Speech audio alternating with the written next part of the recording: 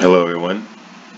Today I'll be going over our What Would You Do scenario from Chapter 1. It's question 3. My name is Kendrick Mitchell, and I'll be presenting with James Buntrock. James will James did the PowerPoint and added the 5-step development process. I will just be doing the speaking. So let's get started. So the scenario. As part of your company's annual performance review process, each employee must identify 3 coworkers to be interviewed by his manager to get a perspective on the employee's overall work performance. Your friend has offered to give you a glowing performance review if you agree to do the same for him.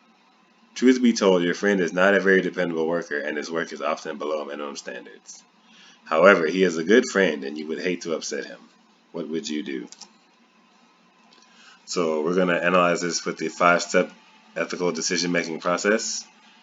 So we're going to develop a problem statement, identify alternatives, choose alternatives, implement the decision, and evaluate the results of said decision. So develop the problem statement. So first we'll gather and analyze the facts. A performance review is around the corner and you must choose 3 coworkers to give perspective on your performance.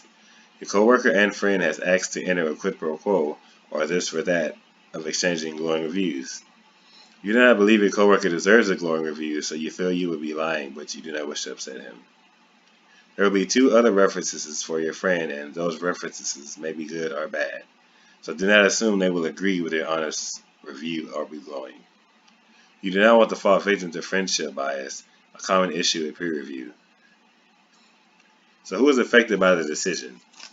So there's you, your friend, your coworkers, your company, and potentially customers of your company.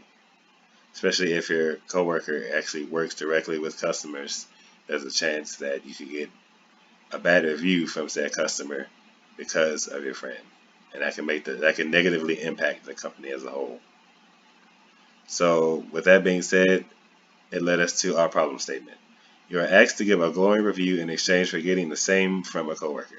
You do not feel he deserves a positive review, but are worried about declining. So now we'll identify the alternatives. So we came up with 3 possible alternatives to this situation. One would be to agree to exchange positive reviews with no reservations. 2 would be to disagree to terms and flatly tell your friend you will not do this. And 3 would be to address your concerns with your coworker and determine a solution together. So now we're going to go into each alternative and why it would or would not work. So the first one, agree to exchange positive reviews with no reservations. We feel like this would be unethical. We feel like this wouldn't work because it's pretty unethical. You would end up lying to your supervisors, and there's a chance that it might not even help in that situation based off of what the other 2 coworkers might say. If your views don't match up or have a great difference in between them, then the supervisor will know that something's up. So the second one would be to disagree to terms and flatly tell your friend you will not do this. This one is a little more ethical, or feels more ethical because you're not lying and you're just straight out telling the truth. But it may have fallout with your coworker because if you're friends but you don't want to help them and you're not even trying to give them a better idea, they may take that the wrong way and maybe even do the same for your review, put out a bad review for you, so you're both having to deal with the repercussions. So that leads us to our last alternative. Address your concerns with your coworker. We feel like this would be the best option because potentially it would save your relationship with your coworker without feeling as though you've lied, which feels unethical. It helps the coworker to be better in the long term, which positively affects all stakeholders, which are you, himself, the company, and your company's clientele. And it will likely help the review process, especially if it is determined that your review is not biased and other coworkers and management are aware of its shortcomings.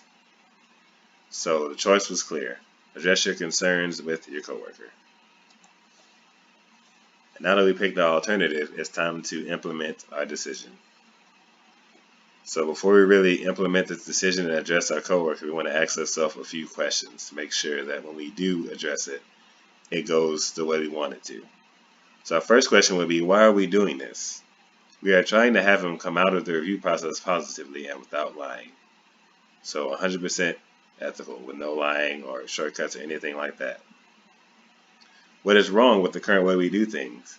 It's unethical to lie to a review board that you do believe he has room to improve, and his other two choices might not give glowing reviews, making the lie less utilitarian. So, us lying for a coworker gives us a very small chance of success, actually. What are the benefits of the new way for the coworker? He will have better performance, leading to better reviews, which will likely increase future job security and wages. The company will be better for it, as each employee is a part of the whole, and there will be less need or desire to use unethical means to continue to work for the company or to get higher wages. So now that we've implemented that decision, let's evaluate the results. So over time, we want to monitor the situation and ask ourselves these questions. Did the coworker implement the plan and is now a better employee?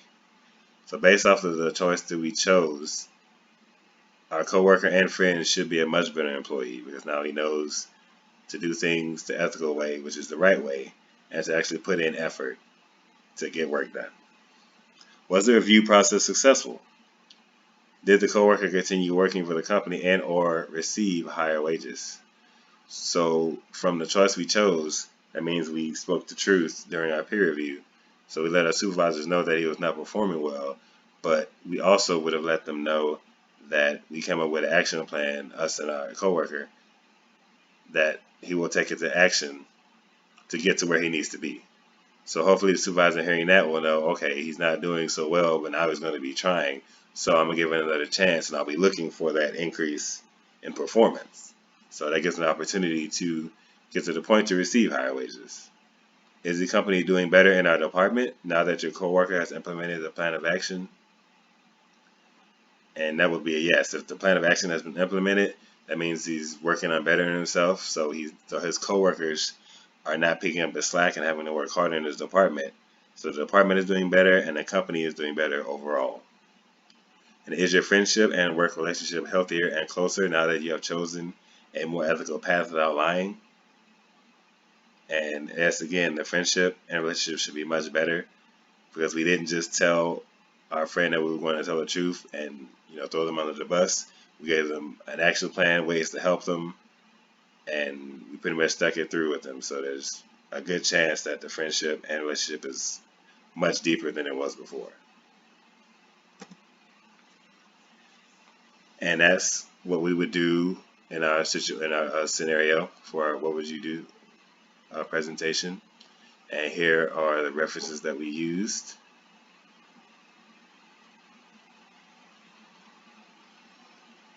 And that concludes our presentation. Thank you for your time.